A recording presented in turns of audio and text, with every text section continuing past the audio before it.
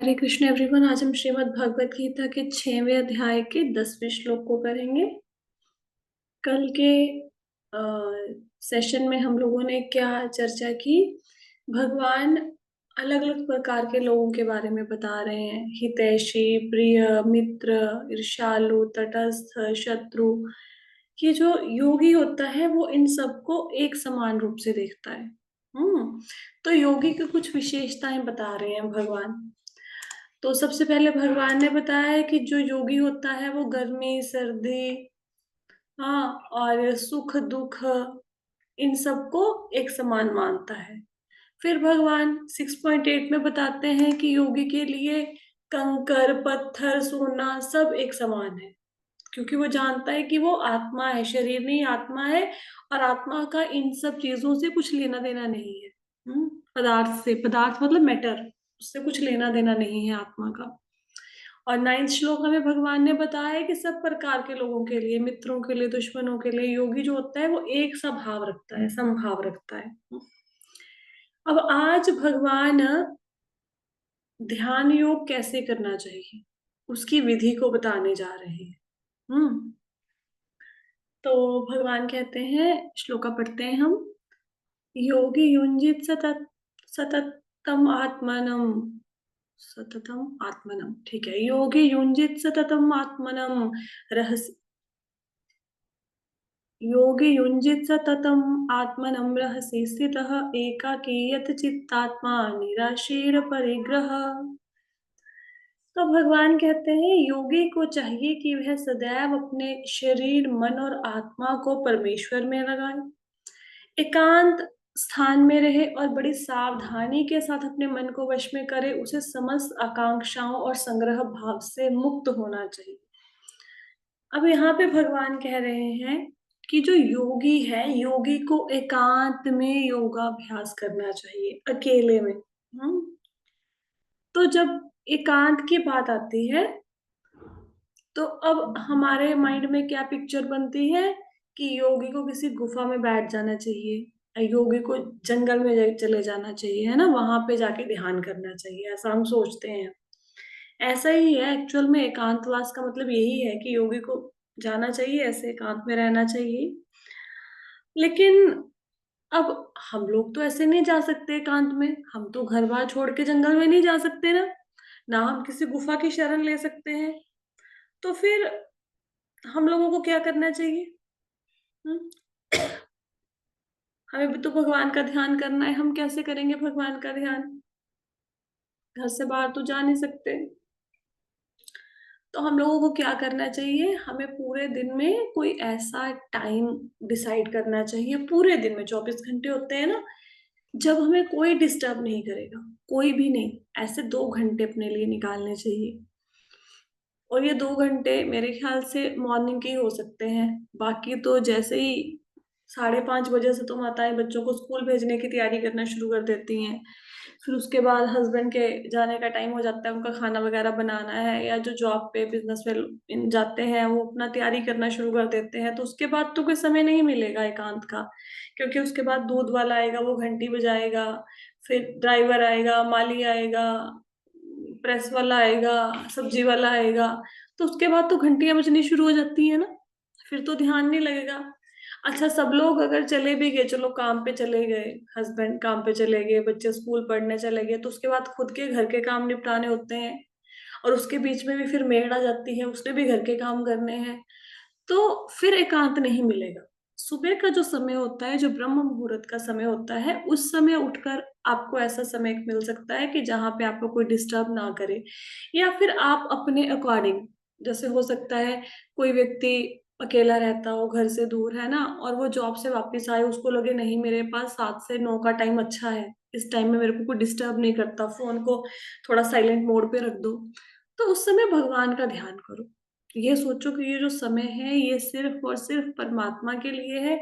इसमें मेरे मन में और कोई बात नहीं आनी चाहिए, घर के कामकाज की, या कोई और समस्या, या और कोई मानसिक उथल पुथल चल रही है इस समय।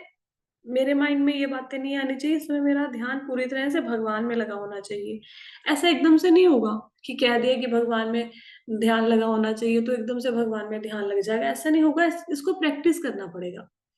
जैसे सपोज आपने हारमोनियम बजाना सीखना है, हारमोनियम चलो कार चलानी सीखनी है, ठीक है।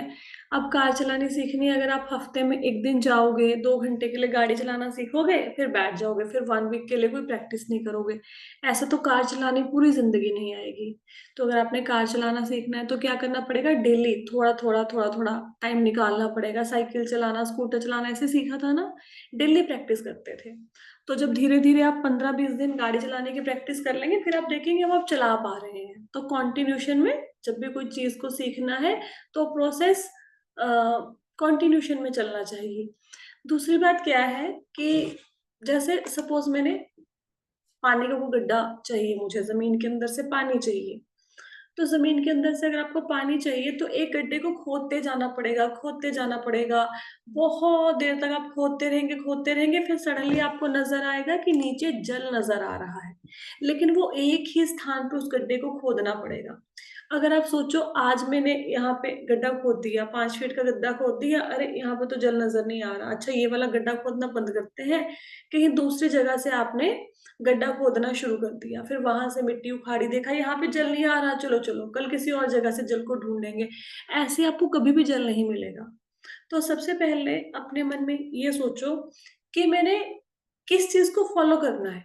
फॉलो करना का मतलब है ये भी होता है कि आप ये सोचो कि भाई मेरे को कौन से गुरु जी के शरण लेनी है, किसके पीछे लग के मैंने अपने जीवन का उद्धार करना है। जो भी प्रोसेस है वो अपना एक प्रोसेस अपनाओ। अब जो निराकार वाले हैं तो निराकार का ध्यान कर रहे हैं, लेकिन वो निराकार का ध्यान भी तो प्रॉपर उस रास्ते पे लगे ना।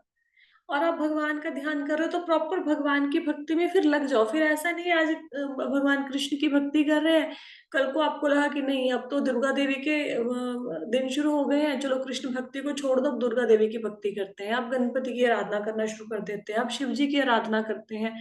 ऐसे चेंज नहीं करते होते। इसका मतलब ये नहीं है कि अगर नवरात्रे चल गए तो आ चल पड़े और सामने दुर्गा देवी का पंडाल है तो आप इनको इग्नोर करके निकल जाएंगे, ये मतलब भी नहीं है। आदर करो, सबका आदर करो। लेकिन जो प्रोसेस आपने एक बार डिसाइड कर लिया है कि मुझे इस रास्ते पे चलना है, फिर उसी रास्ते पे चलो।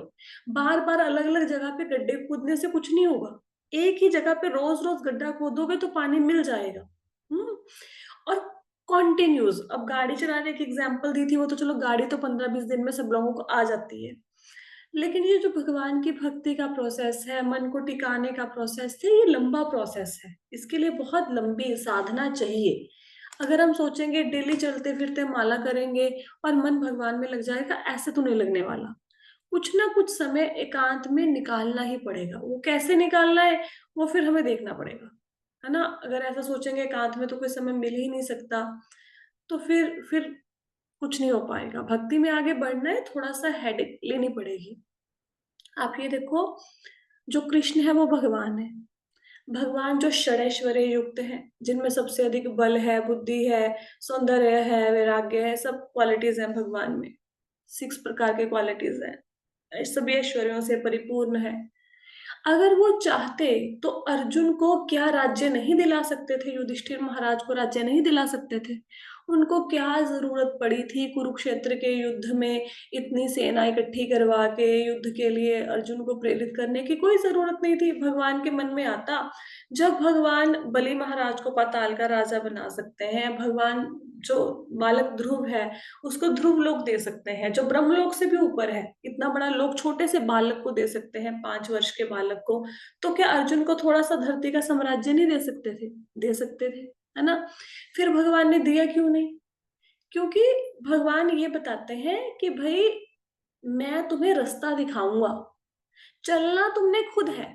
ऐसा नहीं कि हम बोले ठाकुर जी की कृपा होगी सब हो जाएगा। अरे ठाकुर जी कृपा करने के लिए बैठे हैं, लेकिन कृपा पात्र बनने के लिए हमें जो प्रैक्टिस करनी है वो करनी ही पड़ेगी। सब कुछ ठाकुर जी के ऊपर छोड़ के नहीं बैठ सकते, है ना। ऐसे तो हर इंसान दुनिया का कह देगा कि भाई मैं तो ठाकुर जी की, अब जैसे किसी को बोलो कि वृंदावन चलो, आप तो बोलेंगे ठाकुर जी का बुलावा आएगा तब जाएंगे, अभी बुलावा नहीं आया। अरे बुलावे को भगवान कौन सा वहां पे बैठ के निमंत्रण पत्र छाप रहे हैं। इनविटेशन कार्ड थोड़ा ना बना रहे हैं। अपने मन में इच्छा होनी चाहिए कि अगर मैं मतलब हिल स्टेशन पे जा सकता हूँ सैर करने, अगर मैं अपने मायके ससुराल में जा सकते हैं, अगर मैं अपने दोस्तों से मिलने जा सकता हूँ या जा सकती हूँ, तो मुझे भगवान के धाम में भी जाना है ना। ठीक है। तो मीराबाई का नाम तो आपने सुना होगा। मीराबाई ने एक बार अपने आ, प्रश्न पूछा, अपने दादाजी से प्रश्न पूछा। क्या कहते कि ये जो भगवान है ये पर ब्रह्म है, परम ब्रह्म है। तो परम ब्रह्म तो सब जगह पे है। ब्रह्म का मतलब क्या है कि भगवान के शरीर से जो किरणें निकलती हैं वो सब जगह पे विद्यमान है। तो ब्रह्म तो सृष्टि के कण कण में है ना। वो तो हर जगह पे, आपके कमरे में भी है, कमरे से बाहर भी है ना। तो ब्रह्म तो सब जगह पे है, फिर हम लोग भगवान से मिलने के लिए मंदिर क्यों जाते हैं? हम्म। तो ये जो उन्होंने प्रश्न पूछा और उसका जो उनको उत्तर मिला, उन्होंने बहुत जगह पे अपने जो उनके भजन है उनमें उनमें बहुत जगह पे इसको कोट किया है, इसके आंसर को। तो इसका उत्तर मिला कि हम पर ब्रह्म से मिलने, अब मुझे ये नहीं ध्यान में आ रहा कि उन्होंने पिताजी से पूछा था या दादाजी से पूछा था। मैं थोड़ा सा, याददाश्त बहुत कमजोर है मेरी, इतना याद नहीं रहता। तो उसका उत्तर क्या दिया उन्होंने कि अब वो भी स्वरूप शुद्ध व्यक्ति थे, बड़े भक्त थे, वैष्णव थे। तो उन्होंने कहा कि जो ये विग्रह है ना, जिनको मतलब कई लोग मूर्ति कहते हैं, जो विग्रह है जो कहीं पे प्रकट हुए हैं, ये विग्रह किसी भक्त की पुकार पे प्रकट हुए हैं। जो भगवान के स्वरूप प्रकट हुए हैं अलग अलग तीर्थ स्थानों पर, वो किसी भक्त ने उनको हृदय से पुकारा, उनके अंदर से आवाज निकली, चित्कार निकली, तो भगवान वहां पे प्रकट हो गए। हम्म। अब जो वो स्थान है जहां पे वो विग्रह स्थापित है, जो किसी भक्त की पुकार पे आए, अब उसकी वाइब्रेशन तो है ना हवाओं में, उसके साउंड वाइब्रेशन तो है ना। तो वो साउंड वाइब्रेशन, वो जो पवित्र ध्वनियां हैं, हम जाके उन पवित्र ध्वनियों का आनंद ले और उनके साथ एक होकर हमारा जीवन भी संवर जाए, इसलिए हम लोग तीर्थ स्थानों पे जाते हैं। क्योंकि भक्त की पुकार है वहां पे, वहां पे उसकी की हुई भगवान की आराधना है। तो उसका लाभ हमें भी मिले, इसलिए हम लोग तीर्थ स्थानों पे जाते हैं। एक तो ये कारण हो गया। दूसरा कारण क्या है कि यहाँ पे वैष्णव होते हैं, संत होते हैं, वो चाहे किसी भी स्थान में हो, वो उस जगह को तीर्थ स्थान में परिवर्तित कर देते हैं। संतों की अगर क्षण मात्र की भी कोई संगति कर ले, कहते हैं ना साधु संग सर्वशास्त्र कहे, लव मात्र साधु संग सर्व सिद्धि है। तो साधु की अगर कोई क्षण मात्र की भी संगति कर ले, तो उसको तीर्थ स्थानों पर जाने से भी लाभ, उससे भी बड़ा लाभ मिलता है। तो साधु संत कहाँ होते हैं? साधु संत ऐसे तीर्थ स्थानों पे मिलेंगे आपको। ऑब्वियसली साधु संत आपको कहीं ऐसा तो नहीं मिलेंगे कि कहीं पे हाँ, आप बाजार में घूमने जा रहे हैं, मार्केट्स में साधु संत मिलेंगे। वो तो पवित्र स्थानों में मिलेंगे ना। तो संतों की संगति के लिए भी हम तीर्थ स्थानों की यात्रा करते हैं। हम्म। तो हाँ, ये तो मीराबाई का प्रसंग बीच में आ गया, तो मैंने आपको बताया। बात कहाँ से शुरू हुई थी कि योगी को तो बोला गया कि भाई तुम चले जाओ एकांत स्थान में वास करो। तो हम गृहस्थी क्या कर सकते हैं? हम पूरे दिन में ऐसे 2 घंटे निकाल लें जब हम हो, भगवान हो और कोई डिस्टर्ब करने वाला ना हो। ठीक है। 2 घंटे नहीं निकाल सकते, मुश्किल लग रहे हैं, 1 घंटे से स्टार्ट कीजिए। 1 घंटा निकालना मुश्किल लग रहा है, आधे घंटे से स्टार्ट कीजिए। 1 घंटा मिनिमम इसलिए निकालना चाहिए क्योंकि 15 मिनट तो बॉडी ना सेटल होने में ले लेती है। हमें भी आदत नहीं है ना एक जगह पे बैठ के, सीधे बैठ के जब करने की, तो बॉडी सेटल ही नहीं हो पाती इधर उधर। पहले तो हम ना 15 मिनट तो ऐसे ही हिलते डुलते ही निकाल देंगे। तो उस समय भगवान का ध्यान करें। और रोज रोज रोज रोज जब एक मंत्र का आप जाप करते रहेंगे एक पर्टिकुलर टाइम पे, तो क्या होता है कि आपकी एकाग्रता आनी शुरू हो जाती है। मन टिकने लग जाता है भगवान की भक्ति में। तो जो योगी के लिए विधि बनाई, हम गृहस्थी कैसे उसको अपनी लाइफ में इम्प्लीमेंट कर सकते हैं, उसका मैंने प्रोसेस आपको बता दिया है। अच्छा, भगवान योगी के लिए क्या कह रहे हैं कि योगी को पहले तो एकांत स्थान में जाना चाहिए, फिर क्या करना चाहिए? उसको बड़ी सावधानी से मन को वश में करना चाहिए। अब मन को कंट्रोल करना है। अब ऐसा नहीं कि चला गया योगी, घर बार छोड़ के गुफा में चला गया, जंगल में चला गया, अब वहां पे जाके सोच रहा है अरे मेरी वाइफ ने क्या बनाया होगा, बच्चों को क्या खिलाया होगा, मैं तो यहाँ पे आ गया हूँ, वो उसका गुजारा कैसे होता होगा। तो योगी को अपने मन को वश में करना चाहिए कि भाई मैं अब जंगल में जा रहा हूँ, अब मुझे दुनियादारी से कोई काम नहीं है, मुझे संसार के रिश्ते नातों से कुछ नहीं लेना देना, अब मैं हूँ भगवान और कोई दूसरा है ही नहीं हमारे बीच में। अगर वहां पे जाके भी घर बार के बारे में ही सोचना है, फिर जंगल में जाने की जरूरत नहीं है। आज प्रभुपाद जी का ना बहुत अच्छा कोट आया हुआ था, किसी ग्रुप में मैंने पढ़ा। उसमें लिखा हुआ था कि अगर किसी की पत्नी सहयोगी है तो उसको संन्यास लेने की जरूरत नहीं है। ऑब्वियसली है कि अगर हस्बैंड वाइफ दोनों कृष्णा कॉन्शियसनेस के रास्ते पे चल रहे हैं तो उनका गृहस्थ ही आश्रम है, उनका घर ही मंदिर है, आश्रम है वो, तो उनको संन्यास लेने की जरूरत नहीं है। हम्म। तो अब योगी क्या जंगल में, अब उसको मन को वश में करना है ताकि मन इधर उधर की बातों में ना लगे। अब मन को वश में करके करे क्या, मन को कंट्रोल में कर लिया तो निठल्ला बैठ के इधर उधर देखता रहे कि अच्छा पेड़ है, पौधे हैं, शेर आ गया, चीता आ गया, ऐसे तुम ना देखना है। क्या करना है, अपने शरीर को, मन को, आत्मा को परमेश्वर में लगाए, मतलब एकाग्रचित होकर भगवान का ध्यान करे, एकाग्रचित होकर चिंतन करना है। वहां पे जाके सोचना है, ध्यान करना है। किसका ध्यान करना है, भगवान का ध्यान करना है। ठीक है। और लास्ट लाइन क्या है, उसे समस्त आकांक्षा और संग्रह भाव से मुक्त होना चाहिए। दो चीजें बहुत इंपॉर्टेंट है, आकांक्षाएं मतलब डिजायर्स, है ना, जो चीज नहीं है उसको पाने की इच्छा। डिजायर किसी भी फॉर्म में हो सकती है। डिजायर हो सकता है मेटेरियलिस्टिक चीजों की इच्छा, घर, गाड़ी, बंगला, कपड़े, गहने, कुछ भी। डिजायर हो सकती है बच्चों के अच्छे करियर की चिंता। डिजायर कुछ भी हो सकती है, अलग अलग प्रकार की डिजायर होती है ना। तो उसे आकांक्षाओं से मुक्त होना चाहिए। और संग्रह भाव, संग्रह भाव क्या होता है, एक्यूमुलेशन। जैसे धन का हम संग्रह करते हैं, हमारे अकाउंट में 5 लाख है, फिर होएगा 10 लाख हो जाए, 15 लाख हो जाए, अच्छा मेरे अकाउंट में 50 लाख आएगा, फिर मैं भक्ति में लग जाऊंगा, उसका इतना इंटरेस्ट आ जाएगा, फिर मेरी जिंदगी सेटल हो जाएगी। ऐसा कभी नहीं होने वाला। तो ज्यादा से ज्यादा संग्रह मत कीजिए। अभी देखो दिवाली आ गई है ना, अब दिवाली पे जाके बाहर से ऐसे ही डेकोरेशन की आइटम में फूल पत्तियां घर पे घुसाने की जरूरत नहीं है भाई। मतलब ना उतना ही लेके आओ जितना कि एक्चुअल में।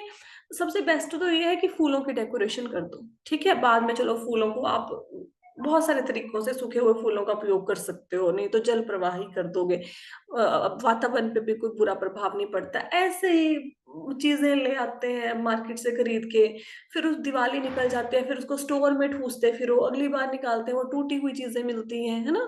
तो संग्रह मत करो अननेसेसरी। ये तो चलो दिवाली की डेकोरेशन तो ऐसे बात आ गई, त्योहार का दिन है, फेस्टिवल सीजन चल रहा है, किसी भी चीज का जरूरत से ज्यादा संग्रह नहीं करना चाहिए, किसी भी चीज का। जितना संग्रह करते जाएंगे उतना भगवान की भक्ति से दूर हटते जाएंगे। ये जो आकांक्षाएं हैं, बहुत ज्यादा चीजों को इकट्ठा करने की लालसा है, ये आपकी भक्ति के मार्ग में बाधा है। हम्म। अब इसका मतलब ये नहीं है कि मैं सारी इच्छाओं को त्याग दूं, मैं सब कुछ त्याग दूं, घर के बर्तन भांडे बाहर बेच आऊं, सब कुछ फेंक दे, हमें तो किसी चीज की इच्छा नहीं है, ऐसा भी नहीं कहा जा रहा। देखो क्या होता है, आप ये देखो कि जो भी चीज आप ले रहे हो, क्या उससे आपकी भक्ति में वृद्धि होगी। तो भक्ति के लिए जो अनुकूल है उन चीजों को ग्रहण कर लो, और जब भक्ति के मार्ग में रुकावट है, जो प्रतिकूल है, उसको आप रिजेक्ट कर दो। ठीक है। कैसे समझेंगे इस चीज को, जैसे आपके बहुत सारे फ्रेंड्स होंगे, अब बहुत सारे फ्रेंड्स में कुछ कृष्णा कॉन्शियसनेस में होंगे, कुछ कृष्णा कॉन्शियसनेस में नहीं होंगे। अब जो भक्त हैं उनकी संगति को बढ़ाओ, वैष्णवों की संगति को अपनाओ, उनका त्याग मत करो। लेकिन जो अवैष्णव है, जिनके पास जाओ सारा दिन दुनिया की बातें करेंगे, संसार की बातें करेंगे, अगर उनके पास ज्यादा बैठेंगे, उनके पास ज्यादा फोन पे उनसे बातें करेंगे, तो आपका मन भी संसार में फिर से लग जाएगा, है ना। अब जैसे कोई भक्ति के मार्ग पे चल रहा है, अब भक्ति के मार्ग में चलते चलते साथ में किट्टियां भी डाल रखी हैं दो। अब किट्टियों में जाके क्या करना है, वहां पे जाके तंबोला खेलनी है, जो वही है ना एक ढंग का। फिर वहां पे जाके क्या करना है, वहां पे जाके अच्छा तुमने ये साड़ी ली, तुमने ये सूट लिया, क्या चल रहा है, तेरी सास का क्या, तेरी ननद का क्या। तो अब ऐसे चीजों में अगर आप पड़ गए तो फिर भक्ति में कहाँ से मन लगेगा। इतनी मुश्किल से तो मन को संसार से हटा हटू के भगवत गीता में लेके आए हैं, जाप पे लेके आए हैं। फिर अगर संगति नहीं चेंज करेंगे तो संगत की रंगत तो चढ़ेगी ना एक दिन। ठीक है। तो आपने जो जो चीजें, अब देखो, अब आप सोचोगे मेरे घर में जगह नहीं है, जगह नहीं है, तो मैं श्रीमद् भागवतम का सेट कैसे खरीदूं, कहाँ पे रखूंगा? अरे भाई, श्रीमद् भागवतम को सिर्फ घर में रखने मात्र से कितना लाभ मिलता है। अब भक्ति रसामृत सिंधु पढ़ो, सिर्फ ग्रंथ को घर में रखने का बहुत बड़ा लाभ है। श्रीमद् भागवतम आपने खरीदा उसको लाके आपने अपने घर में स्थापित किया, हाँ, तो उसका बहुत अच्छा, आप क्या कहते हैं, इसमें कहा गया है कि जो वैष्णव, जैसे ना नारद मुनि ने बोला, नारद मुनि ने क्या बोला है, कहते, क्वेश्चन है, क्वेश्चन क्या है कि जो व्यक्ति घर में वैष्णव साहित्य रखता है उसके पास क्या रहता है, क्वेश्चन है। जो वैष्णव साहित्य का मतलब क्या है, गीता भागवत जिसके घर में पड़ी रहती है उसको क्या मिलता है? तो नारद मुनि पता है क्या कहते हैं, नारद मुनि कहते हैं कि जो व्यक्ति वैष्णव साहित्य लिखता है और ऐसे साहित्य को घर में रखता है, उसके घर में भगवान नारायण सदैव निवास करते हैं। आप सोचो, ठीक है हमारे पास पढ़ने का टाइम नहीं है, रखो तो सही, अरे घर में चीज होगी किसी दिन पढ़ भी लोगे। अब मन किया श्रीमद् भागवतम पढ़ने का, है ही नहीं घर में, तो पढ़ोगे क्या? अगर आपको गाड़ी चलानी नहीं आती, एक्टिवा चलानी नहीं आती, घर में एक्टिवा पड़ी है, गाड़ी पड़ी है, तो सीख भी जाओगे, अवेलेबिलिटी है ना, साधन है ना। अब साधन ही नहीं है तो सीखोगे कैसे? है ना। तो साहित्य को सिर्फ जिसके घर में श्रीमद् भागवतम है, श्रीमद् भगवत गीता है, उनके घर में नारायण निवास करते हैं। और हम दुनिया भर का कूड़ा कबाड़ा घर में भर लेते हैं, कपड़े बर्तन भांडे सब कबाड़, मतलब आपको आपका सामान घर का कबाड़ है, ये एहसास पता कौन कराएगा? कौन कराएगा बताओ मुझे, एक व्यक्ति का नाम बताओ जो आके आपके घर में एहसास कराएगा कि घर में आपने कबाड़ भर रखा है। कौन एहसास कराएगा? नहीं पता। जब आपके बेटे की शादी हो जाएगी ना और आपकी बहू आएगी घर में, वो एहसास कराएगी आपको कि मम्मी घर में गंद डाल रखा है आपने। जो जितना आपका सामान है, जब उठा उठा के वो फेंकेंगे ना बाहर, तब एहसास होगा कि गंद डाल रखा है। ठीक है। तो हमने वो फालतू की चीजों के लिए तो हमने इतना ज्यादा जमा कर रखा है, इतना बड़ा घर, किसी की 500 गज की कोठी, 100 गज का घर, 50 गज का घर, जितना भी है। श्रीमद् भागवतम के लिए जगह नहीं है। श्रीमद् भागवतम को लाने से नारायण आएंगे। अब लक्ष्मी चाहिए हमें, ठीक है जी, लक्ष्मी, लक्ष्मी का नाम क्या है, चंचला। लक्ष्मी बैठती है एक जगह पे? कहाँ, लक्ष्मी तो है ही स्वभाव से चंचल है। वो सिर्फ एक जगह पे बैठ सकती हैं जहां पे नारायण है, उनके चरणों को वो नहीं छोड़ती हैं। तो घर में श्रीमद् भागवतम लेके आए, भगवत गीता लेके आए, तो कौन आ गए? नारायण। अब नारायण के पीछे पीछे कौन आ गई उनके चरणों में? लक्ष्मी। लक्ष्मी तो खुद ही आ जाएंगी। हमें लक्ष्मी चाहिए, लेकिन हम साहित्य को, मतलब धार्मिक साहित्य को घर में नहीं लेके आएंगे। और कई लोग तो ऐसा भी करते हैं, अभी माता जी ने एक बात सुनाई थी, कोई व्यक्ति, शायद किसी की डेथ हो गई होगी, पुराने किसी ने, किसी बुजुर्ग के घर में, जैसे हमारे भी तो, हम बुजुर्ग हो जाएंगे तो हमारे भी तो गीता भागवतों को पता नहीं बच्चे क्या बोलेंगे, है ना। उसके पास बहुत सारे ग्रंथ थे, 300-400 ग्रंथ होंगे। और वो व्यक्ति सारे अपने, मतलब किसी की डेथ हो गई होगी फादर वगैरह की, तो उन्होंने सारे ग्रंथों को इकट्ठा किया, गीता 5-6 तरह की गीता, सब ग्रंथों को इकट्ठा करके मंदिर में रख गए। और पुजारी जी ने पता है क्या किया, उन सबको अग्नि प्रवाह कर दिया, सबको आग लगा दी। कितना बड़ा, मतलब मुझे ये नहीं समझ आ रहा है, जिसने उसको फेंका उसने पाप किया, या जिसने उसको अग्नि प्रवाह किया उसने पाप कर दिया। हाँ, हम लोगों को ये चीजें बोझ लगती हैं, चीजें बोझ नहीं है। ये भगवान से, अच्छा कोई, मतलब किसी की मृत्यु हो रही हो ना, आपको लगे मैं तो, किसी की मृत्यु हो रही है तो हमारे मन में आती है ना, दया आती है कि इसको भगवत धाम की कैसे प्राप्ति कराएं, इसको भगवान कैसे मिले। चलो सपोज बंदा दे, तिलक भी नहीं लगाया, कंठी माला भी नहीं धारण करी, पता है ना कंठी माला धारण करते हो तुलसी की, तो विष्णु दूत लेने आते हैं, तिलक धारण करते हो तो यमदूत लेने नहीं आते हैं। बंदे ने कुछ नहीं लगाया, मान भी नहीं रहा आपकी बात, आपने बोला कि मृत्यु का समय आ गया, तुलसी माला धारण कर लो, जिद्दी है बंदा, नहीं मान रहा। अगर उसका हाथ भी रख दोगे ना भगवत गीता पे, उसके पास भी भगवत गीता रख दोगे, उसका भी फल मिलता है। अब गीता घर में है ही नहीं तो कहाँ से रखेंगे, है ना। तो उन चीजों को, उन चीजों का त्याग मत करो जिनसे भक्ति बढ़ेगी, उन चीजों का त्याग करो जिनसे भक्ति घटेगी, ऐसे फ्रेंड सर्कल का, ऐसी चीजों का, ऐसे मनोरंजन के साधनों का। अब ऐसा नहीं है, मोबाइल पे आप क्या करते हो, मोबाइल पे कथा सुन रहे हो ना, तो इसका त्याग करने की जरूरत नहीं है। हाँ, मोबाइल पे गाने सुन रहे हो, आलतू फालतू के वीडियो रील्स देख रहे हो, तो उस समय त्याग करो। राइट। समझ आया श्लोक पूरा? ठीक है, अभी तो बहुत अच्छे से समझा दिया भाई। चलो, किसी को कोई प्रश्न तो नहीं है? ठीक है, अब फिर मेरे को प्रश्न पूछना पड़ेगा। ठीक है, तो श्लोका 6.9 पे चलते हैं। नेक्स्ट श्लोका है, शुचो दीप्शे प्रतिष्ठाप्य स्थिरम आसनम आत्मनम नात्युच्छ्रितम नाति नीचम चेला जिन कुशोत्तरम। अगला श्लोक भी इकट्ठा पढ़ते हैं, इकट्ठे दिए हुए हैं भगवत गीता में। तत्रेकाग्रम मनः कृत्वा यतचितेन्द्रिय क्रियः उपविश्य स्यायने युञ्ज्याद् योग आत्मं विशुद्धये। तो भगवान कहते हैं योगाभ्यास के लिए योगी एकांत स्थान में जाकर भूमि पर कुशा बिछा दे, फिर उसे मृगछाला से ढके ऊपर से मुलायम वस्त्र बिछा दे। आसन ना तो बहुत ऊंचा हो न बहुत नीचा, यह पवित्र स्थान में स्थित हो। योगी को चाहिए कि इस पर दृढ़ता पूर्वक बैठ जाए और मन इंद्रियों तथा कर्मों को वश में करते हुए तथा मन को एक बिंदु पर स्थित करके हृदय को शुद्ध करने के लिए योगाभ्यास करे। अब मेरा यहाँ पे एक प्रश्न है, मेरा यहाँ पे प्रश्न ये है कि ये भगवत गीता का सारा कुछ क्यों सुनाया जा रहा है? 18 चैप्टर क्यों सुनाए जा रहे हैं? किसको प्रेरित करने के लिए सुनाए जा रहे हैं? क्या लक्ष्य है इन सारे श्लोकों को सुनाने का? भगवान क्यों कह रहे हैं इतना कुछ क्यों बता रहे हैं? बताओ,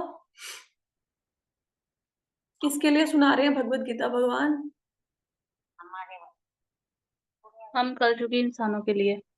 देखो, भगवत गीता ना इसलिए सुनाएगी क्योंकि अर्जुन देखो युद्ध करने से पहले ऐसा तो नहीं था ना कि वो युद्ध करना नहीं चाहता था। अरे वो चाहता था युद्ध हो, इसीलिए तो सज धज के आया ना। अगर मन्ना कर रहा होता फिर तो युधिष्ठिर भीम सब खींच खींच के लेके आ रहे होते अर्जुन को, चल चल युद्ध कर युद्ध कर। अपनी मर्जी से आया था ना युद्ध करने।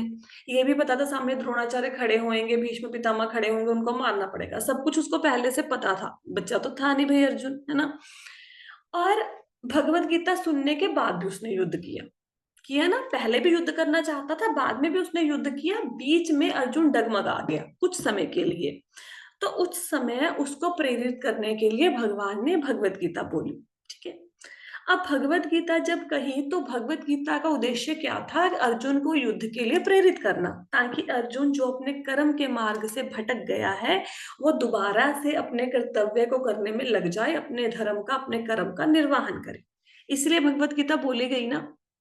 तो इसके अनुसार अगर देखा जाए तो भगवान को तो कर्म योग बताना चाहिए ना, है ना। जब कर्म करने के लिए अर्जुन को प्रेरित कर रहे हैं, अब मैंने बताया कि भगवत गीता में 3 योग बताए गए हैं। कौन कौन से योग है? मैंने 3 योग बताए थे ना। पहले 6 अध्याय, फिर अगले 6 अध्याय, फिर 6 अध्याय। कौन कौन से योग बताए गए हैं भगवत गीता में? बताओ। माता जी, कर्म योग, ज्ञान योग, भक्ति योग। हाँ, कर्म योग, ज्ञान योग, भक्ति योग बताया गया। अब भगवान को तो सिर्फ कर्म योग बताना चाहिए था। कर्म योग का मतलब है अर्जुन को युद्ध के लिए प्रेरित करना, कर्म में लगाना। फिर भगवान ये ध्यान योग क्यों बता रहे हैं? ये ध्यान ऐसे करना है अर्जुन, जंगल में चले जाओ, कुशा बिछा लो, मृगछाला बिछा लो, ये अर्जुन को क्यों बता रहे हैं? ध्यान करना क्यों सिखा रहे हैं? बताओ। फिर तो कर्म योग करना बताना चाहिए था। हम्म, बोलो भाई, कोई नहीं पता? ठीक है। तो अर्जुन भगवान से एक बात बार बार कहता है, अगर आपको पुराने श्लोकों में से कुछ श्लोक याद हो, भगवान से क्या कहते हैं अर्जुन? निश्चित करके बताइए जिससे मेरा कल्याण हो। निश्चित करके बताओ। याद आ गया आपको श्लोका? श्रेय क्या था? श्रेया निश्चितम ब्रूहि तन्मे शिष्यस्तेहम शादिमाम त्वाम प्रपन्यम कार्पण्य दोषोपहत स्वभाव पृच्छामि त्वाम धर्म समुच्यत। अर्जुन यही कहता है ना, भगवान पक्का पक्का बताओ, पक्का पक्का बताओ, निश्चित करके बताओ मेरा कल्याण किससे होगा, कल्याण किससे होगा। याद आया किसी को? हाँ, भूल गए सारे, हाँ जी माता जी। है ना। पूछ रहा था ना कि भाई जिससे मेरा कल्याण होगा वो मार्ग बताइए। तो इसलिए भगवान अर्जुन को कल्याण के मार्ग बता रहे हैं। जो ध्यान योग है, ज्ञान योग है, भक्ति योग है, ये सारे कल्याण के मार्ग हैं। तो अर्जुन ने पूछा था भगवान मेरा कल्याण किससे होगा, तो भगवान बता रहे हैं ये सारे कल्याण के मार्ग हैं। ये ध्यान योग से भी तुम्हारा कल्याण होगा, भक्ति योग से भी होगा, हाँ, और ज्ञान योग से भी तुम्हारा कल्याण होगा। तो भगवान कल्याण के साधन अर्जुन को बता रहे हैं। ठीक है। अगर आप प्रभुपाद जी की भगवत गीता पढ़ेंगे, वहां पे प्रभुपाद जी ना बहुत ज्यादा ये जो श्लोक है इसके अंदर नहीं घुस रहे हैं, बहुत ज्यादा नहीं बता रहे हैं मृगछाला क्यों बिछानी चाहिए, कुशा क्यों बिछानी चाहिए, इसके ऊपर बहुत ज्यादा आपको ना डिटेल नहीं मिलेगी प्रभुपाद जी की भगवत गीता में। वो हर जगह पे भक्ति योग की बात करते हैं। अब प्रभुपाद जी ऐसा क्यों कर रहे हैं? वो इसलिए ऐसा कर रहे हैं कि इसको ना एक एग्जाम्पल से समझाती हूँ। ये श्लोक को समझाने में ना, ये बहुत अच्छा श्लोक है, देखने में बड़ा ऐसा लग रहा है ना, इसमें बहुत बड़ी अच्छी अच्छी बातें हैं इसको सीखने के लिए। आज नहीं पूरा हुआ तो कल पूरा करेंगे। एक एग्जाम्पल से इसको समझाती हूँ। जैसे आप एग्जाम देने गए, आपके एग्जाम में 30 प्रश्न आए, क्वेश्चन पेपर है, ठीक है। तो सबसे पहली लाइन में लिखा हुआ था, पहले सारे प्रश्नों को ध्यान से पढ़े फिर उत्तर लिखना शुरू करें। ठीक है। आपने पहली लाइन पढ़ी क्या, कि पहले सारे प्रश्नों को 1 से 30 तक के प्रश्नों को पढ़ें फिर उत्तर लिखना शुरू करें। अब आपने उत्तर लिखना शुरू किया, आपने देखा पहले क्वेश्चन का, अरे ये तो मुझे आंसर आता है। फिर आपने दूसरा प्रश्न देखा, अरे मुझे इसका आंसर भी आता है, मुझे तीसरे प्रश्न का भी आंसर आता है। तो आपने जो ऊपर लिखा हुआ था इसको इग्नोर कर दिया कि पहले सारे प्रश्नों को पढ़ें बाद में उत्तर लिखना शुरू करें। आपने फटाफट से पहले प्रश्न का उत्तर, दूसरे प्रश्न का उत्तर, आपको जितने उत्तर आते थे आपने लिखना शुरू कर दिया। आप करते करते 30वें क्वेश्चन तक पहुंच गए। जो आते थे आपने कर लिए, नहीं आते थे छोड़ दिए। अब 30वें प्रश्न पे क्या लिखा हुआ है? 30वें प्रश्न पे लिखा हुआ है, जो व्यक्ति ये 30 नंबर का प्रश्न अटेम्प्ट करेगा उसको पूरे नंबर दिए जाएंगे। अब आप ठगे गए। अब आपने सोचा, अब 30 नंबर का प्रश्न जो है वो आपको पहली बात तो हो सकता है आता हो सकता है ना आता हो। अगर आता हुआ तो हो सकता है आपके पास टाइम ना मिले, क्योंकि आपने तो 29 क्वेश्चनों को लिखने में इतना टाइम वेस्ट कर दिया, तो 30वें क्वेश्चन को लिखने का टाइम ही ना मिले। या हो सकता है कि आप 30वें क्वेश्चन को देख के ये सोचो कि मैंने इतना टाइम वेस्ट क्यों किया, अगर मुझे 30 नंबर क्वेश्चन करके 50 में से 50 मार्क्स मिल सकते थे तो मैंने क्यों इतनी मेहनत करी। एग्जाम्पल समझ में आई थोड़ी थोड़ी मैं क्या कहना चाहती हूँ? ठीक है। अब अब किसी ने भगवत गीता पढ़ी, अब ध्यान योग पढ़ लिया, ज्ञान योग पढ़ लिया। अब होने वाला तो ये है नहीं, कलयुग का टाइम है। कर सकते हो कि सब कुछ छोड़ के जंगल में गए, वहां पे मरा हुआ हिरण ढूंढा, उसकी छाल उतारी, फिर बैठ गए उसके ऊपर, कर सकते हो वहां पे कुशक आसन बिछा के घर बार छोड़ के? होगा तो है नहीं, है ना। तो कर क्या सकते हैं हम, तो भाई घर में बैठ के हरे कृष्ण महामंत्र कर सकते हैं जैसा होता है, और कुछ नहीं कर सकते हम लोग, है ना। वो भी हो जाए, वो भी कितने लोग करते हैं, सब लोग तो नहीं करते हैं, है ना। हमारी क्लास में अब हमारे ग्रुप में कितने 166 लोग रह गए हैं, उसमें से सारे आते हैं क्लास में, कहाँ आते हैं। तो जो चीज कर ही नहीं सकते उसको पढ़ना बहुत ज्यादा, उसके ऊपर दिमाग लगाने से अच्छा ये नहीं है कि 30 नंबर वाला क्वेश्चन अटेम्प्ट करके 50 में से 50 नंबर ले जाओ। कि बाकी चीजों पे ध्यान लगाने से अच्छा है भक्ति योग करो, सिंपल सा हरे कृष्ण महामंत्र चैंट करो, गीता भागवत पढ़ो और सीधा भगवान के धाम में जाओ। ये इजी है ना। तो प्रभुपाद जी ने आपको निचोड़ के भगवत गीता का सार दे दिया। सार क्या है? भक्ति योग में लगो, भगवान की सेवा में लगो, कृष्णा कॉन्शियसनेस में आओ, आप भक्ति करो, ये सार दे रहे हैं। ताकि अगर किसी व्यक्ति ने कोई भगवत गीता खोली और भगवत गीता खोल के सपोज उसने एक ही पेज पढ़ा पूरी जिंदगी, फिर उसने भगवत गीता खोली ही नहीं, उसके ऐसे कर्म ही नहीं थे, तो एक पेज को पढ़ने के बाद भी उसको बात समझ में आ जाए, उसको ये ना समझ आए कि अच्छा भगवत गीता में लिखा है मुझे जंगल में जाके कुशाकासन बिछाना है, मेरे से तो नहीं होगा, मैं तो भगवत गीता करता हूँ बंद, मेरे काम की नहीं है। तो प्रभुपाद जी हर श्लोक में भक्ति का वर्णन करते हैं, हर श्लोक में, ताकि कोई एक श्लोक भी पढ़े वो भी भक्त बन जाए। दैट्स वाई आपको प्रभुपाद जी की भगवत गीता में भक्ति योग के ऊपर बात ज्यादा मिलेगी। दूसरी बात आप देखोगे प्रभुपाद जी की भगवत गीता में मायावाद का खंडन बहुत किया गया है, निराकारवाद का खंडन। निराकारवाद का खंडन क्यों किया गया है? क्योंकि जो हमारा ब्रह्म मध्व गौड़ीय संप्रदाय ये जो है, बेसिक इसका बेस ही मायावाद का खंडन है। जैसे देखो, अब आपने किसी को ना खीर बतानी है कि भाई खीर होती है, टेस्टी होती है, ऐसे ऐसे उसको बनाते हैं, चावल होता है, दूध होता है, मेवा डालते हैं। कोई बंदा बोले खीर ही नहीं होती, खीर नाम की चीज होती नहीं, तुम तो ऐसे बोले जा रहे हो, खीर नाम की कोई वस्तु नहीं है दुनिया में। तो सबसे पहले तो पूरी जिंदगी उसको ये समझाने में लग जाएगी कि भाई खीर होती है, पहले ये बात को सोच, खीर है, खीर नाम की चीज है। वो बोले मर जाऊंगा मैं नहीं मानूंगा कि खीर है। ठीक है। तो पूरी जिंदगी तो ऐसे लगी ना इस चीज को समझाने में। तो इसीलिए ये समझाने में कि भगवान निराकार नहीं है, उनकी आंख कान नाक सब कुछ है, और भगवान भोग प्रसाद आप लगाओगे वो खाते हैं, भगवान आपको देखते हैं, आपकी बात को सुनते हैं। तो इस बात को समझाने में, क्योंकि बहुत सारे लोग हैं जो निराकार की पूजा करते हैं, आपके आसपास भी बहुत होंगे, है ना। तो उनको ये समझाना कि भाई ऐसा नहीं कि भगवान का रूप नहीं है, कि वो हवा में ही है भगवान, कोई ज्योति है या ज्योति भी नहीं है, किरणें हैं भगवान, नहीं, उनका रूप है। वो लोगों को ये बताना चाहते हैं कि भगवान का साकार रूप है। इस बात को स्थापित करने के लिए प्रभुपाद जी को हर जगह पे मायावाद का खंडन करना पड़ रहा है। एक सत्य को स्थापित करने के लिए कोई व्यक्ति कहते सूर्य ही नहीं है, मैं नहीं मानता सूर्य है, तो पहले तो उसको ये समझाओ कि सूर्य है, मान ही नहीं रहा।